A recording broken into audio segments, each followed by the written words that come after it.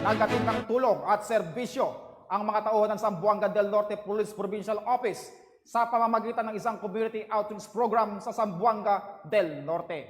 Yan ang balitang hatid ni Patrolwoman Gian Primitiva. Matagumpay na isinagawa ang community outreach program sa Barangay San Pedro, Gudud, Zamboanga del Norte, isang programa na handog ni Honorable Rosalina G. Halusos, Provincial Governor sa nasabing lugar. Ang naturang aktibidad ay pinangunahan ng Zamboanga del Norte Police Provincial Office sa pamumuno ni Police Colonel Rinel P. Diaz, Officer in Charge, katuwang ang Zamboanga del Norte Police Provincial Medical and Dental Team, Gudud Municipal Police Station at Liloy Municipal Police Station.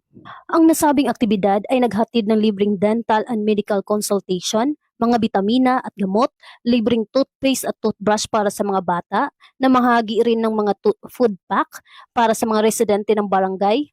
Dagdag pa dito ay nagkaroon ng libreng anti-rabies para sa mga alagang hayop. Layunin ng programa na makapagbigay dagdag na tulong medikal, saya at mapalakas ang suporta at tiwala ng mga bata, mamamayan sa ating kapulisan at iba pang mga ahensya ng gobyerno tungo sa mas ligtas, masaya at maunlad na bagong Pilipinas.